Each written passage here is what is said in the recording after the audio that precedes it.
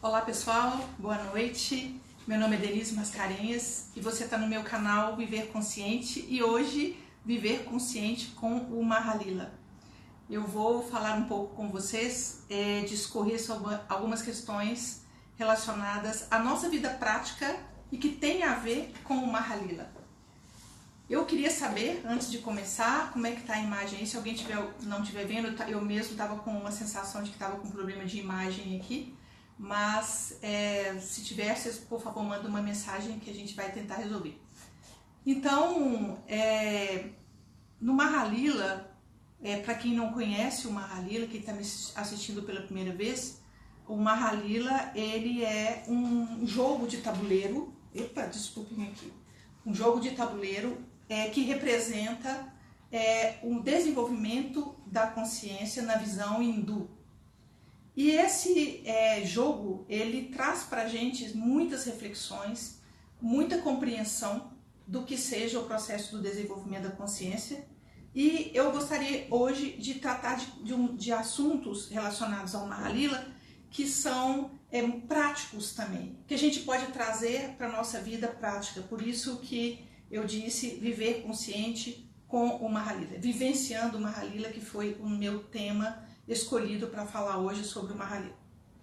E essa possibilidade de a gente trazer essa vivência do Mahalila para a nossa vida prática, eu vou falar através do Trimurti hindu, que são as três forças inerentes a todo fenômeno, a toda atividade da consciência, que é representado no Mahalila pelas cartas 67, 68 e 69, que são as cartas de Shiva, Vishnu e Brahma. Então, essa concepção triádica do divino, ele é um arquétipo encontrado no cristianismo, no budismo, no taoísmo, no islamismo e em vários mitos espalhados em várias culturas espalhados pelo mundo inteiro. Então, dentro dessa visão, nós temos três aspectos da divindade, ou três atributos da divindade que estão presentes em todos os fenômenos. E esses atributos, eles são Brahma, na visão hindu, é representado por um aspecto criativo da natureza, que é representado por Brahma, um aspecto de preservar, de conservar, que é representado por Vishnu, e um aspecto de transmutar e destruir, que é representado por Shiva. Então, esses atributos, eles se referem e correspondem aos fenômenos de nascimento, vida e morte. Nascimento, vida e morte, não no sentido físico, mas também no sentido físico, mas no sentido cosmológico. Em todas as situações, nós temos uma criação, uma preservação, e depois aquilo passa, aquele ciclo termina. Então, nós estamos falando do ciclo da vida em todos os fenômenos. E se vocês observarem, essa energia cíclica, ela está presente em tudo que você vê. Então, um dia nós somos crianças, crescemos, então nós não seremos criança para sempre. Então, esse ciclo de ser criança, ele tem um tempo. Então, se você se vê numa determinada situação, aquela situação se desenvolve, ela tem um tempo dela, e depois chega um momento que aparece uma outra força, uma outra energia, e que destrói. Há um tempo para tudo que está sobre o céu. Há um tempo de plantar, há um tempo de colher, há um tempo de cultivar. E isso a gente vê na natureza, a gente vê em tudo que a gente, nas nossas experiências diárias, cotidianas, nós vamos ver esses ciclos.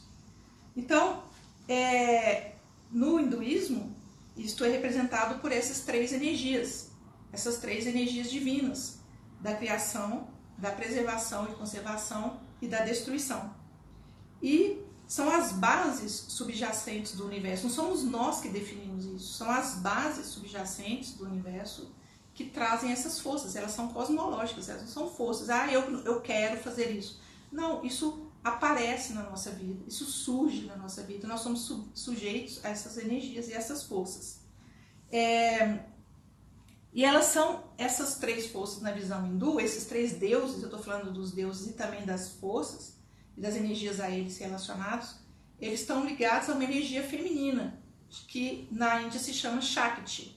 Então, o Brahma é o Deus da criação e ele não existe sem a sua Shakti, a sua energia feminina. E a energia feminina de Brahma é Sarasvati. E a energia feminina Shakti de Vishnu é Lakshmi. E a Shakti de Shiva aí a Shakti de Shiva nós temos vários aspectos. Então, nós temos o aspecto Parvati, Sati, também o aspecto Kali, das energias femininas relacionadas a Shiva. E então, nós vamos começar falando da energia criadora, da energia de Brahma. E aí, segundo os Vedas, só há duas substâncias no universo, só há duas energias, só há nesse universo duas energias. A palavra energia não é muito adequada, mas só há no universo duas possibilidades, ou é consciência ou é substância. O que é substância? A substância do universo é como se fosse uma argila. Então, tudo no universo ou é substância ou é consciência. Então, a substância, nós podemos colocá-la como se fosse uma argila. Tudo que existe no universo, seja uma coisa densa, seja uma coisa mais sutil, seja uma manifestação de uma pedra, ou da consciência, ou de uma pessoa, ou do ar, ou mesmo dos mundos sutis, tudo isso é substância, como se fosse uma argila que molda um tijolo, que molda um prato, que molda uma xícara. Então, tudo que existe no mundo manifesto faz parte do mundo manifesto. É a manifestação da consciência. A consciência, ao contrário, é aquilo que é não manifesto. Então, essa palavra consciência também vale, e eu não vou aprofundar muito nesse conceito, porque ele é um conceito muito complexo do sentido da palavra consciência, que ela, em cada situação, ou em cada... às vezes nós temos uma definição de consciência dentro da psicologia, às vezes nós temos uma definição de consciência dentro de várias visões, mas aqui eu estou falando da visão védica. Então, quando nós estamos neste mundo da manifestação, que esse mundo é o mundo de Brahma, é a energia de Brahma, a energia criadora. Então o universo se criou. Então Brahma, na mitologia hindu, Brahma, ela juntamente com a Sarasvati, ele cria o mundo da manifestação. Então as coisas surgiram. Que coisas surgiram? Tudo que existe surgiu. Ele é o Deus da criação. E a energia de Brahma, então, é uma energia criativa, daquilo que surge. E Sarasvati, que é a sua Shakti, a sua consorte, o seu princípio feminino, ela é a deusa das 64 artes. Então, nos Vedas fala-se de 64 artes. E que artes são essas? 64 artes é todo tipo de coisa que a gente pode fazer criativa. Então, a pintura, o desenho, a culinária, os esportes, a poesia, contar histórias, tudo é uma energia relacionada à fotografia, agora, né? Os Vedas são antigos, mas a gente poderia colocar isso dentro das habilidades de Sarasvati. Então, esta energia da Sarasvati, que é a energia consorte de Brahma, ela é uma energia feminina que expressa o nosso potencial criativo. Então, a nossa criatividade se expressa através do nosso mundo sensorial, através do som, através da sensação, através de tudo que a gente pode manifestar a nossa essência. Tudo isso está relacionado aos aspectos criativos de Brahma e Sarasvati. Então, Brahma é o deus da criatividade, do intelecto, e ele é representado com 4 rostos. Na verdade, diz na Índia que ele tinha 5 rostos, mas essa é uma outra história, um dia eu conto. Ele é representado com 4 rostos, e cada uma face de Brahma aponta para uma direção. Ele mostrando que ele está ali presente em tudo que é manifesto, nas 4 direções. E e também mostrando que essas direções são as direções dos 4 Vedas, as escrituras sagradas do hinduísmo. Então, é muito importante que a energia de Brahma ela esteja presente na nossa vida. Ela está presente. Nós somos, na verdade, afinados, nós somos co-criadores deste universo. Então a nossa criatividade, a nossa energia criativa, o nosso desejo de individualidade, de sermos de individuação, de sermos quem somos, ela é um aspecto desta energia criadora. Então quando eu quero ser eu, quando você quer ser você, quando você quer expressar suas coisas, quando você está desejando ser algo na sua vida, quando você está desejando construir qualquer coisa, qual é o aspecto que está acontecendo na sua vida, que está vibrando? Qual é essa energia que está vibrando? Energia de Brahma. Mas os caminhos da energia criativa, todas essas emanações da deusa Shakti, ela expressa o nosso ser. Elas estão a serviço da expressão de quem nós somos. Então, na nossa vida cotidiana, nós temos essa energia pulsando em nós. Somos co-criadores da existência. Só que nem sempre nos damos conta disso. Nem sempre nós conseguimos perceber que nós somos co-criadores da existência. Então, o mundo à nossa volta, ele é um reflexo. Tudo que acontece fora também tem ressonância com o que está acontecendo dentro. Então, é muito importante que a gente olhe para o mundo externo que está à nossa volta e nos perguntemos, então, por que isso está sendo refletido para mim? O que dentro de mim tem disso? Então, esse mundo é uma co-criação. Então, quando nós começamos a nos perceber nesse poder, nós também vamos nos percebendo como que é o nosso processo de criação. Então, se o nosso mundo interno, por exemplo, ele estiver muito dividido, muito poluído, muito corrompido por as nossas processos internos, o mundo que nós construímos será do mesmo quilate. É tudo uma questão de ressonância. Então, quando uma pessoa ela é muito identificada com seu ego, com suas crenças, o que ela está co-criando tem ressonância com isso.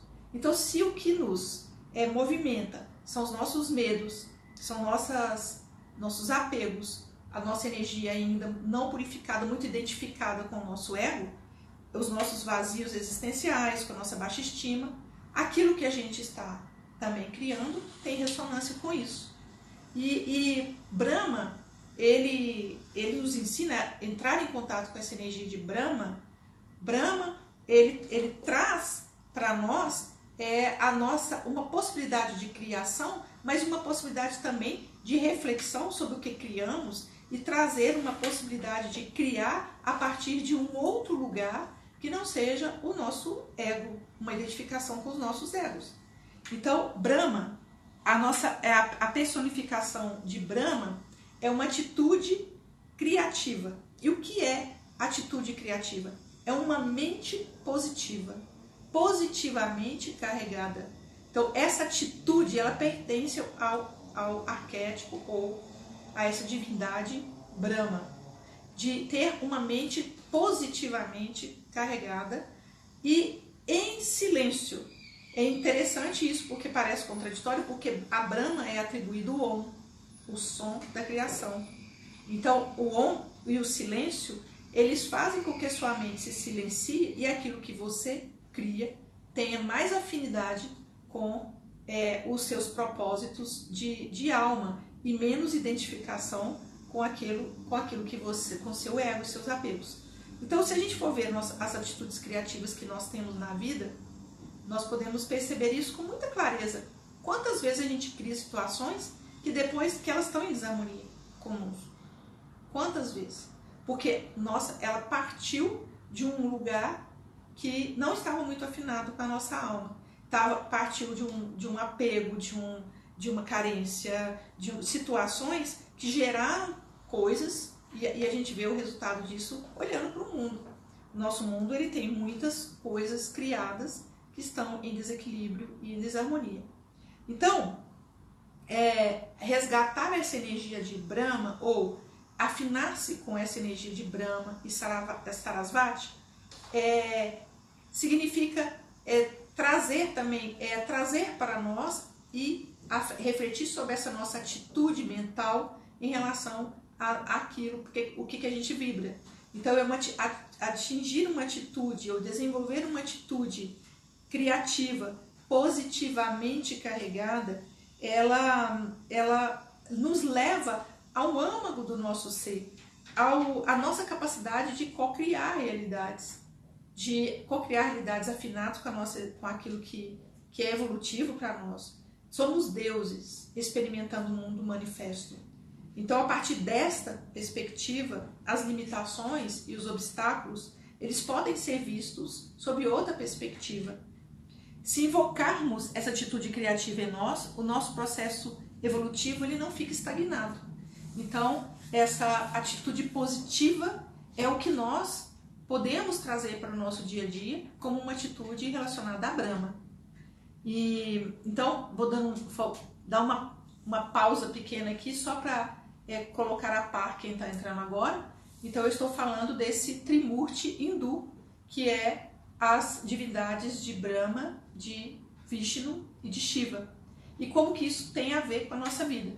Então, para nós ocidentais, a mitologia hindu ela é complexa e cheia de imagens, cheia de situações que são às vezes estranhas para nós, mas é uma mitologia extremamente rica, porque ela não todos os mitos eles trazem aspectos verdadeiros, eles não são só mitos, eles trazem energias arquetípicas, eles contam uma história, mas não é uma história fictícia, é a história de como as coisas de fato se dão.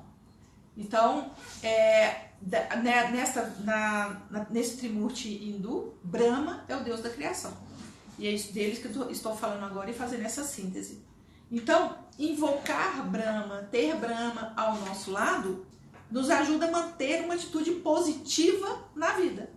Uma atitude criativa na vida. Então, é só quando a gente tem essa atitude criativa que nós conseguimos ter positividade. Porque quando você está diante, por exemplo, de um obstáculo, aparece uma situação problemática na sua vida, nós podemos nos fechar ou nós podemos ser criativos, nós podemos invocar Brahma, invocar Sarasvati, para que ajude a gente a criar uma situação, a sair desses obstáculos, a enxergar de outra maneira, co-criar uma realidade que seja uma realidade positiva. Então, no mundo manifesto, na matéria, nós temos muitos obstáculos, temos muitas resistências, temos muitos desafios a superar, todos nós. A vida de todo mundo tem desafios, é isso que o tabuleiro, inclusive, do Mahalila mostra. Mostra as possibilidades existenciais, as flechas que nos elevam a nossa energia, que nos apontam caminhos de solução, mas também mostra que nós corremos riscos de quedas o tempo inteiro. Isso acontece. Várias situações baixam a nossa energia, várias situações elevam a nossa energia. Então, diante dessas situações, de desafios e de problemas, que as pessoas passam, que nós todos passamos, que em determinados momentos, na verdade, toda hora a gente passa por alguma situação que exige de nós criatividade, que exige de nós uma atitude de Brahma. E Sarasvati, que é a sua consorte, ensina uma coisa, ensina a ter nas artes, na expressão criativa, uma possibilidade de encontrar soluções. Então, por exemplo, se você se sente muito estagnado em alguma situação, cheio de obstáculos, como se nada estivesse acontecendo, como se nada pudesse ter solução, como se não houvesse nenhuma porta, saia e use Sarasvati como sua apoiadora, use alguma expressão artística. Por exemplo, sai para caminhar. Caminhar é uma das expressões artísticas de Sarasvati. Quem é que não fez um caminho de cura, não fez um caminho de Santiago? Quantas pessoas relatam as suas experiências em caminhadas? Quantas? Caminhar, cozinhar, plantar, mexer com os jardins, ter uma atividade criativa. Eu adoro ir para o sítio, por exemplo, mexer com coisas de terra. Eu adoro. Se eu estou cansada, se eu estou nervosa, se a minha criatividade parou, se eu quero escrever alguma coisa, não tenho mais assunto, não sei o que falar, eu vou para o sítio. Eu chego lá no sítio, o que eu encontro? Um monte de coisa para fazer que tem a ver com criatividade. É o jardim que está precisando de podar alguma coisa, é uma coisa que eu quero embelezar. Isto é ter Sarasvati ao seu lado. E aí, não é pelo jardim, é que quando você mexe com isso, algo acontece dentro que aciona a sua atitude positiva. Então, lá no meu caso, eu estou com um riachinho que estava obstruído. A água estava obstruída porque caiu um tronco, caiu não sei o quê. e obstruiu o meu riachinho. E ele era um riachinho já pequenininho no fundo do sítio, e eu comecei a fazer daquela atividade de tirar os troncos daquele riachinho para deixar ele fluido, uma atitude criativa, positiva, porque eu comecei a relacionar, tirar aqueles obstáculos dali, fazendo uma metáfora de retirar os obstáculos na minha própria vida. Então nós podemos fazer isso. Nós podemos usar uma atitude criativa a nosso favor, ter Brahma do nosso lado, ter Sarasvati do nosso lado, para solucionar as questões que a gente encontra com obstáculos. Vou fazer esse bolo aqui da melhor maneira possível, porque eu quero encontrar o sabor para a minha vida. Eu quero fazer essa casa linda, harmoniosa, porque eu quero ter harmonia na minha vida. Então é intencionar a sua atitude, colocar uma atitude positiva, você está chamando Brahma para trabalhar com você, ajudando a manter a nossa mente positiva. Então o poder de Brahma é o poder da luz, é o poder da manifestação, da ampliação da consciência, dos insights, dos novos começos. Através de Brahma, os mundos impalpáveis se fazem presentes e aparecem na nossa vida através da sincronicidade. Então quando você está com a atitude positiva, a sincronicidade trabalha a nosso favor, trazendo aquilo que a gente precisa. Então, depois que o Brahma criou o mundo, a outra energia, quando nós criamos qualquer coisa, quando algo começa na nossa vida, o que acontece logo depois? Nós precisamos conservar, e aí vem a energia de Vishnu e de Lakshmi. Então Vishnu, o preservador, ou o conservador, o mantenedor, ele mantém as coisas e tem o poder de manifestar-se de várias formas diferentes. Mas nós precisamos entender Vishnu com mais profundidade. Por quê? O que preservar? Vishnu, ele é o preservador. Mas o que ele preserva? Ele preserva qual criação? E isso é uma grande confusão na cabeça das pessoas. E aí eu gostaria muito de aprofundar nesse conceito de Vishnu, porque com certeza, possivelmente, em alguma situação, você já deve ter se confundido. O que Vishnu preserva? Aí nós vamos imaginar a seguinte situação. Então eu estou num trabalho que ele teve muito sentido para mim por um determinado tempo. E esse trabalho me deu sustento, e ele me deu alegria, e ele tá ótimo, foi ótimo, por um tempo. Aí chega um tempo que esse trabalho, ele começa a não me dar mais aquela energia. Um empreendimento, um relacionamento, uma situação qualquer, uma amizade, um ciclo começa a se delinear como uma coisa que está fechando, que está terminando. E aí eu entro numa energia distorcida, que não é Vishnu, de querer reter o ciclo da vida. E aí, o que Vishnu preserva? Ele preserva a energia da vida. Ele não preserva o seu mundinho pequenininho, daquilo que você está querendo preservar e querendo guardar na geladeira. A vida é cíclica. Vishnu não vem aqui para ter eternas primaveras, ou ter eternos verões, ou eternos invernos. Ele preserva o ciclo e não uma situação. E essa é a grande confusão. Então, Vishnu, ele é relacionado à esposa de Vishnu, a Shakti de Vishnu, é a Lakshmi, e ela é a deusa da prosperidade e da abundância. Então, na Índia, há uma grande veneração a Lakshmi, porque ela é a deusa da prosperidade. Então as pessoas veneram Lakshmi para que ela traga abundância e prosperidade. Vishnu e Lakshmi estão ligadas às águas. Então ele é o senhor das águas. Então se ele é o senhor das águas, ele é o senhor do fluxo. Vocês concordam comigo? Ele não é o senhor da terra, da coisa estática, parada. Ele é o senhor das águas, do fluxo. E este casal cósmico de Vishnu e Lakshmi, eles representam o amor. O filho deles é Kama. E vocês já ouviram falar de Kama Sutra, que é uma melodia do amor.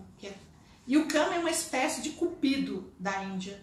E a flecha de Kama é uma flecha de flores e, e abelhas, ou seja, flores e mel. Então, Lakshmi e Vishnu, eles representam o amor acontecendo, o amor,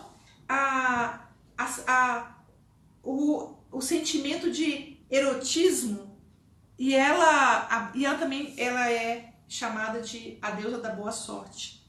E esse erotismo dos dois é o que eles preservam, é o erotismo existencial, não é o erotismo só de uma situação erótica, de casal, de amantes, mas um erotismo, se é que eu posso dizer isso, um erotismo existencial. Então a energia de Vishnu e Lakshmi é como se fosse a energia da primavera, eles estão ligados à abundância, inclusive. E qual que é a energia da primavera? Então eu queria contar para vocês a minha experiência nesse final de semana lá no sítio Mahalila.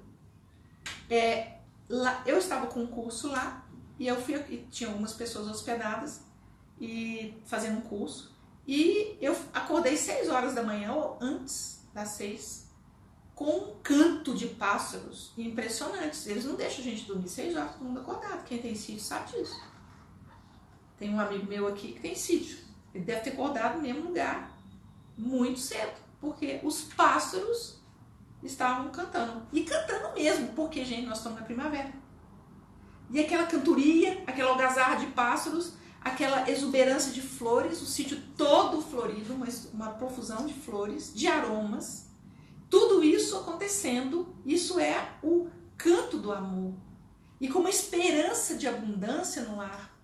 Porque eu olho as mangas lá do meu sítio, elas estão cheias de manguinhas, e eu cheguei lá olhando e falando assim, uau, será que daqui a um mês vai ter manga? Mas quando tem manga, gente, vocês já tiveram pé de manga dentro de casa? Lá em casa tem uns 10. É manga mesmo, não é pouca manga não tem jeito de dar tanta manga, isso é abundância. Tanto que a manga representa também, pé de manga, é abundância. Então, Vishnu, ele é a representação desta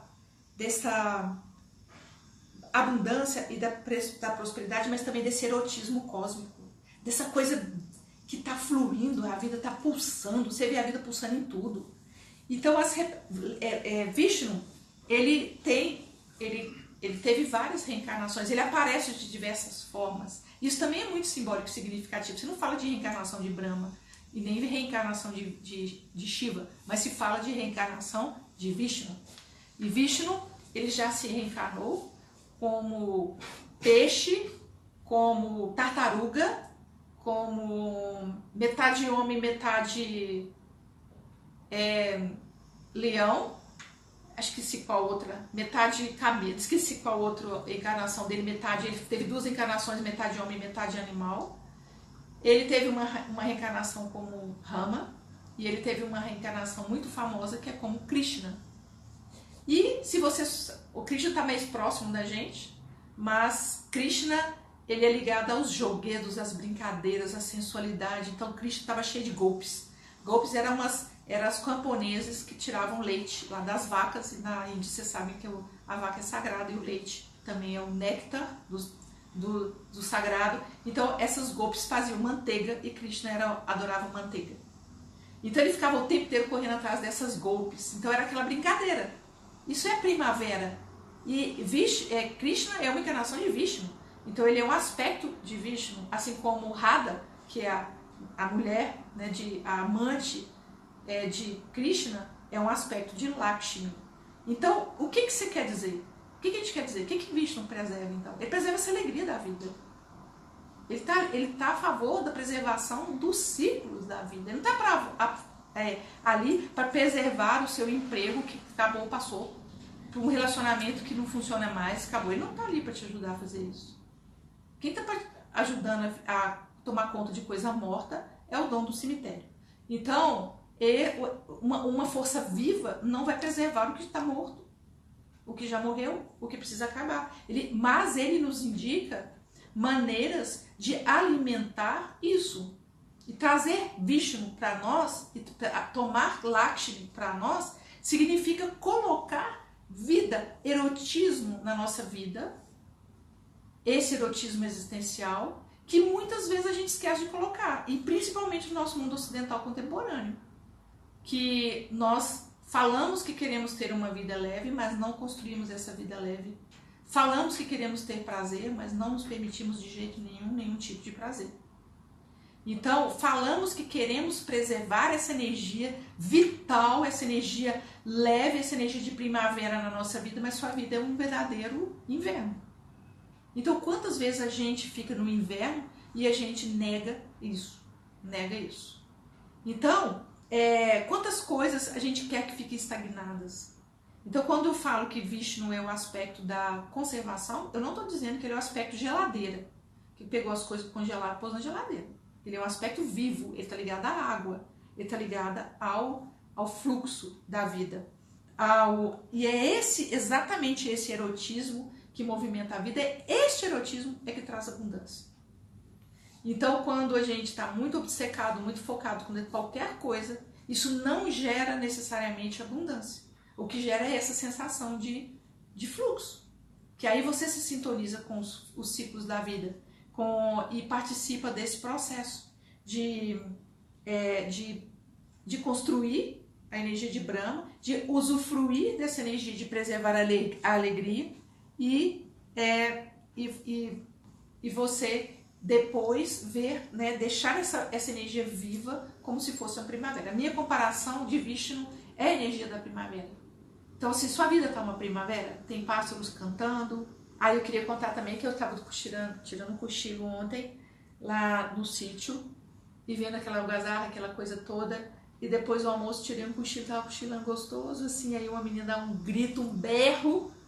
Eu saí correndo, fiquei até tonto, sem ar, assim, de saber o que tinha acontecido, quebrou alguma coisa, aconteceu algum acidente, que foi a menina sair gritando do quarto, falando, uma perereca saiu do meu banheiro. Ou seja, é a energia da primavera, não é? Então, assim, parece que os sapinhos, os girinos, eles, não sei o que acontece.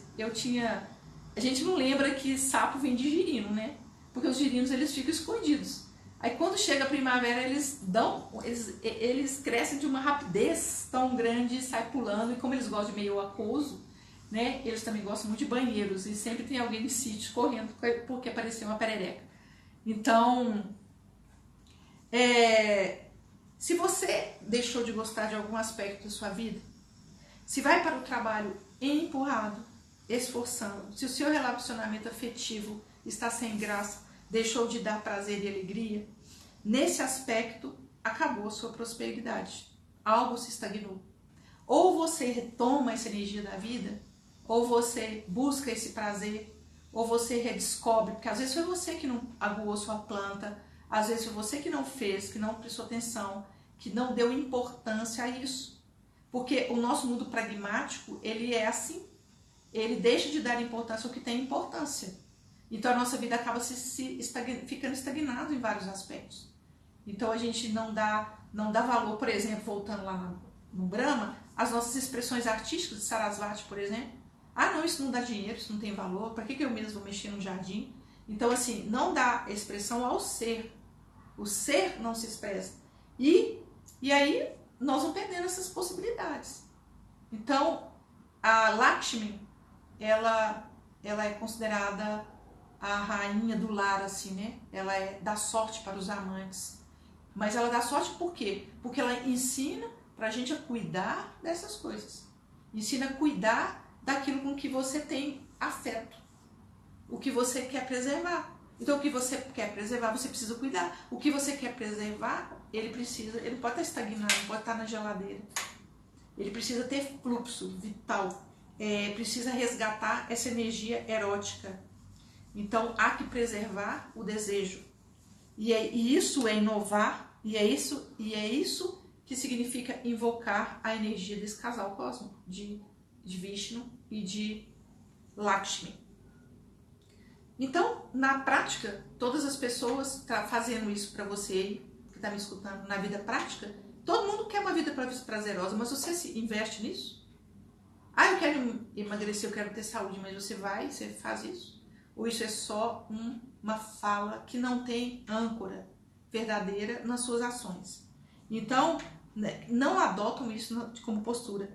Então, isso é muito comum, a gente ter essa incongruência no nosso mundo moderno. A gente deseja, como se fosse lá num lugar que não existe, viver essas coisas que você quer, sendo que isso está aqui, agora. Então, as pessoas acreditam hoje em dia que persistência, foco, trabalhar muito duro, ficar ali se ralando e matando, não que isso não seja importante, você se dedicar, que você dar o melhor de si, mas esses não são os únicos atributos para a prosperidade. Nós precisamos amar aquilo que desejamos, precisamos ter paixão por aquilo que desejamos, precisamos dessa energia erótica, cósmica, para você ter aquilo que você está desejando. E isso faz com que o seu caminho seja mais leve e prazeroso. A vida tem que ser leve. Eu me lembro muito da minha amiga Rojane, que é lá no Rio Grande do Sul, que ela fala para mim o tempo inteiro, a vida tem que ser leve. Se não tá leve, tá errada. E ela fala isso para mim. Ela ficou 15 dias atendendo aqui na minha casa, porque ela é uma grande terapeuta. E ela, se ela estiver me escutando aí, Rojane, inclusive estarei lá em Gramado em novembro com ela. E ela sempre fala, a vida precisa ser leve. Se não tá leve, tá errado. Tem alguma coisa errada. Então, se tem momentos desafiadores na nossa vida, mas a vida não pode ter esse peso constante. Você tem que saber, agora tá difícil, agora tá um pouco, tá desafiador, agora tá, mas isso é a constante da sua vida? Então, se for, você tá adotando uma atitude que não é uma atitude de sensualidade erótica cósmica. Então, essa qualidade maravilhosa que gera vida, prosperidade, abundância e garante o fluxo e a pureza da vida. E agora eu vou falar do mais desafiador desses deuses, que é Shiva. Então Shiva, ele é o transcendental, ele é o princípio divino imortal, ele é a consciência pura, ele tá da não condicionada, ele é o vencedor da morte. Então a história de Shiva, ela é uma história que cada um diz de uma maneira. Então eu vou falar de uma maneira, talvez vocês tenham ouvido de outra, alguns discordem, mas vários textos se referem a Shiva como uma pessoa, como um deus, não uma pessoa, como um deus e um aspecto da divindade hindu, que se encontra em profundo samadhi, ou seja, em profundo estado não dual, no alto da montanha, lá nos Himalaias. E na verdade ele não tem nada, ele só tem cobras, serpentes e uma pele sobre ele. Ele não tem roupa, ele não tem casa, ele não tem criação. E ele fica no alto da montanha em estado de meditação. E diz a mitologia que os deuses ficaram preocupados porque muitas pessoas estavam se identificando com esse aspecto não dual de Shiva. E eles começaram a falar, mas se todo mundo ficar na não dualidade, não vai existir mundo manifesto. Então nós temos que encontrar uma esposa para Shiva. E eles arrumaram uma esposa, não uma esposa qualquer, mas a primeira esposa dele, que era filha de Prakriti. E aí eu não vou me deter muito a isso não, mas Prakriti é o princípio criador do universo. Então essa esposa é a própria força da criação da matéria. Então ele era o não dual, ele se casa com uma força divina, feminina, de dualidade da matéria. É uma filha de Prakriti, que é da matéria, eu falei lá no início. Então essa própria mãe, deusa, ela é filha ela se chama Sati. Então Sati foi a primeira esposa de Shiva. E depois, essa história é longa e comprida, se vocês quiserem ler aí, mas depois eu vou falar só dos princípios. E depois a Sati, ela morre, na verdade ela se não é tipo suicídio, porque não é nesse sentido, mas ela deixa de existir e aí ela se encarna como Parvati, que é a segunda esposa, que é ela mesma, mas de um outro jeito, um outro aspecto dessa energia feminina. Então, e depois também é relacionado a Shiva, a deusa Kali, que é a deusa destruidora e da morte. Então, o que Shiva representa? E o aspecto da divindade feminina que representa muito essa destruição é Kali. E Kali é uma deusa negra com um monte de crânios pendurados como se fosse um colar e a deusa destruidora de tudo. Então, esse aspecto, vamos falar do aspecto e não tanto da mitologia nos seus detalhes todos. Esse aspecto transcendental do divino, destruidor, ele é o que vem terminando as coisas. E todo mundo passa por ele. Então ele vem fazendo o quê? Ceifando. E por que ninguém gosta de olhar para Kali? Porque ninguém gosta de olhar para a morte. Porque a morte nos amedronta tanto. Então, a morte é a libertação. A morte é apavorante. E nós não olhamos para ela. Nós não olhamos para o fim das coisas. E nossa cultura, então, como tem uma ideal das coisas serem eternas, por exemplo, a juventude eterna, então olhar para o envelhecimento é muito desafiador na nossa cultura. Olhar para aquilo que está terminando é desafiador. Mas é desafiador e ao mesmo tempo libertador, porque é isso que Shiva mostra.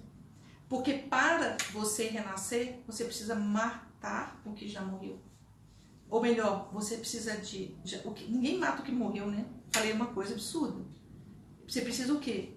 Soltar o que já morreu. Você precisa enterrar o morto. Então o que morreu precisa ser enterrado. É meio esse ritual. Então assim, e a gente sabe que as situações terminam. E nós resistimos muito, e todos nós, na maioria das vezes, resistimos muito ao final dos ciclos, a um ciclo que se encerrou. Porque primeiro a gente parece tantos sentimentos, aparece o sentimento de culpa. Por que eu estou culpado porque uma coisa terminou? Então, se eu estou culpado porque alguma coisa terminou, eu estou me colocando em mim um princípio que é um princípio cosmológico. Não é meu. Não foi eu que criei Vishnu, Shiva. Ou foi você que criou Shiva? Então, assim, as coisas têm tempos de ocorrer. A natureza, ela não pode se culpar porque chegou no outono. Ou pode. Ou chegou no inverno. Ah, eu estou muito arrependida porque chegou no inverno. E antes eu era primavera e agora eu não sou mais primavera, estou no inverno. Você consegue imaginar a natureza falando isso? Então, assim, tudo é cíclico. Este universo manifesto, ele é cíclico, ele é impermanente. Essa é a natureza do nosso universo. É a natureza e não há que se culpar. Não tem jeito de eu me culpar porque eu deixei de ser criança. Não tem jeito de eu me culpar porque hoje eu tenho a idade que tenho. Ou porque hoje eu sou uma mulher adulta, eu estou na terceira idade. Não tem como, porque não foi eu que fiz isso. Eu não sou responsável pelo ciclo, eu sigo o ciclo ou não sigo o ciclo. Eu aceito ele, ou eu aceito Shiva, ou eu não aceito Shiva.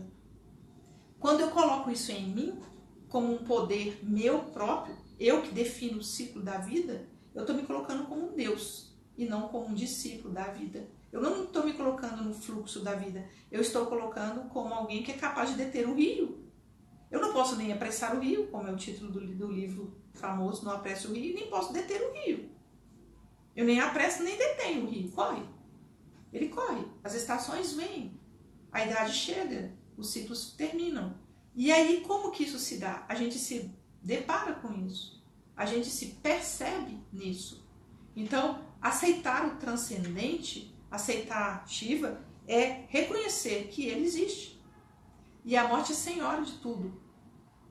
A morte é maior do que tudo. Ela é maior do que tudo. E não é você que define quando ela vem. Ah, eu não quero morrer ou eu vou morrer. É a morte, não estou falando nem a morte física, eu estou falando das nossas mortes internas, de tudo que tem que morrer. Tudo que tem que morrer é aceitar na sua vida Shiva. Então, quando nós temos que viver as nossas experiências, nós vamos passar por isso. E encarar essa realidade, esses tempos de tudo, com tranquilidade e leveza, é o nosso papel, é o que nós podemos fazer. Então, nós podemos evocar essa força de Shiva quando a gente precisa transmutar alguma coisa. Quando nós pacamos, sabemos que temos que transmutar e não transmutamos. Estamos resistindo. E resistindo muito. Resistindo ao ciclo, resistindo aí. Então, quando nós nos percebemos nisso, nós precisamos invocar essa força. E na prática é desapegar, é soltar, é não sentir culpado porque as coisas terminaram ou porque as coisas estão terminando. É olhar para esse processo sabendo que lá na frente vai começar outra coisa, vai começar um novo ciclo, uma nova experiência, um novo jeito de estar no mundo, uma nova oportunidade. Está no tabuleiro do Mahalila. Isto é, enquanto a gente não sair, enquanto a gente não atinge no tabuleiro a casa da consciência cósmica, na vida significa enquanto você não tem consciência de uma situação, se for uma questão particular, mas como o jogo também mostra o nosso processo de desenvolvimento e de iluminação, enquanto nós não sairmos dessa dualidade do mundo manifesto, enquanto a gente não iluminar, não se libertar, nós estaremos nesse ciclo. As coisas vão e vêm, começam de novo, terminam, começam de novo.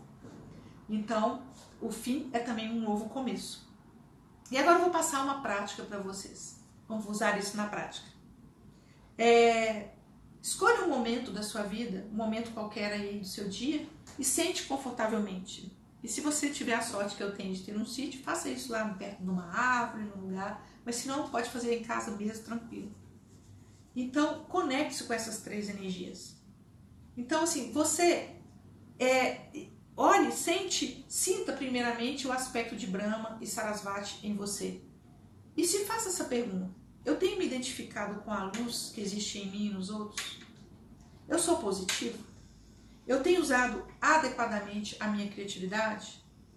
Eu dou valor aos aspectos criativos que anseiam por expressão em mim? Eu sinto a minha energia vibrante ou estagnada? Eu alimento na minha vida os aspectos criativos e positivos? Se não, invoque essa energia para que você possa resgatar essa vitalidade da criação. E depois você conecte-se com a energia de Vishnu e de Lakshmi. Seu elemento é água. Então entre em contato com fluxos das águas e da sua vida. Perceba suas emoções, identifique as suas feridas internas, suas crenças, conecte-se com a sua criança interior, reavalie seus comportamentos, considerando como evitar cair em novas armadilhas, mas sem perder a confiança em si e no mundo, e pergunte-se: eu vibro com a energia da abertura, da leveza, da gratidão e do amor? A minha vida está vibrando nessa energia? Eu tenho meu coração tão puro e sincero como o de uma criança? Eu confio na abundância do universo? Eu tenho uma vida leve e prazerosa? Se não, você precisa chamar e invocar essas energias e procurar se conectar com esse aspecto. Depois conecte-se com a energia de Shiva e Kali. Eu aceito eu percebo e aceito a impermanência. Eu permito que a força da transformação atue na minha vida. Eu consigo me desapegar de coisas, objetos, situações, ciclos que não servem mais. Eu tenho encontrado os responsáveis das minhas desfortunas, desequilíbrios, inseguranças, medos, sofrimentos no local certo?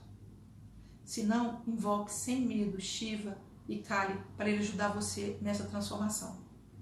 E, finalizando, eu gostaria de convidar vocês para estarem comigo num workshop. Eu vou estar no Rio de Janeiro esse final de semana próximo, agora, fazendo um workshop de Mahalila. E nesse workshop você pode vivenciar isso que eu estou dizendo, trabalhar a sua criança interna, trabalhar as suas feridas, as suas emoções, entrar mais em contato com essas energias arquetípicas e trazer isso como um benefício para a sua vida. Então, no meu site tem onde fazer o link de inscrição, no www.mahalila.com.br ou então no www.conectar.com.br/Mahalila. Tudo isso você vai encontrar lá onde eu estarei. Eu vou estar esse final de semana no Rio, no outro final de semana eu vou estar em Curitiba, então vocês podem conversar lá com a Betânia. Depois eu vou estar em Salvador, também vocês podem entrar em contato com o Edson. E também estarei em novembro em Porto Alegre, em Gramado. E esse mês vai ser um mês que eu vou viajar muito, então estarei em várias partes do Brasil. E se você quiser entrar em contato, fazer esses workshops, vai ser um prazer receber você, vai ser um prazer trabalhar junto com você essas energias. E eu muito obrigada pela atenção. Eu vi que algumas perguntas. Tem algumas perguntas? O Rafael está aqui me fazendo isso. Tem, Rafael? O Gonzaga está perguntando se o workshop ele é baseado no hinduísmo. O Mahali, como é que ele chama? Gonzaga. O Gonzaga está perguntando se o workshop tem a ver com o hinduísmo. Veja bem, sim, sim, no sentido de que o Mahalila ele é um jogo de tabuleiro da visão hindu. Nesse sentido, sim. Então, mas ele não tô ali, não sei como que você quis dizer essa pergunta. Então, o Mahalila tem a ver com a visão hindu. Por isso que eu estou falando dessas 3 energias que estão presentes no tabuleiro. Mas, mais do que uma religião, se você perguntou, foi isso? Não. Mas nós vamos trabalhar esses aspectos que traz o jogo tabuleiro Mahalila. Os egos, essas subidas e descidas na nossa energia. E para entender isso, nós vamos trabalhar muito a nossa criança interior, trabalhar muito esses aspectos internos que te impossibilitam de assumir essas energias na sua vida de uma maneira produtiva e que é evolutiva e que te ajude no seu processo. Mais alguma pergunta, Rafael? Como invocar Brahma para nos auxiliar? Pergunta do Edson. O Edson, como evocar Brahma? Veja bem, Brahma ele é representado como um ovo cósmico, como um ovoide de luz. E dentro dele é uma grande força de luz. Como evocar Brahma? Visualizando-se nessa energia de luz é uma das maneiras. Cantando o Om, o Om está relacionado a Brahma, entoando esse Brahma e tendo em si uma energia. Brahma tem a ver com positividade. Evocando essa energia positiva dentro de si é uma maneira de trazer Brahma para si. Então essa é uma forma de trazer Brahma, é exatamente isso. Coloca o mantra Om lá, visualize num círculo dourado de luz, invoque essa energia positiva dentro de você, que isso traz para nós uma força criativa muito grande. Mais alguma pergunta? Então eu vou encerrar, porque nós temos 1 hora, se passar de 1 hora, isso não consegue ficar aí dentro, não sei como é que é isso não. O Rafael fala para mim que tem que ser 1 hora e isso aí eu não entendo direito. Então, ok. Então, gente, muito obrigada, foi um prazer estar com vocês. E se vocês tiverem outras dúvidas, podem perguntar, porque eu farei questão de responder, de estar interagindo com vocês por escrito também. Semana que vem eu vou estar numa outra live junto com o Edson lá de Salvador. Nós vamos estar falando junto, nós dois. E espero vocês no Rio na semana que vem. Um beijo para todos, gratidão pela presença de vocês. Beijos.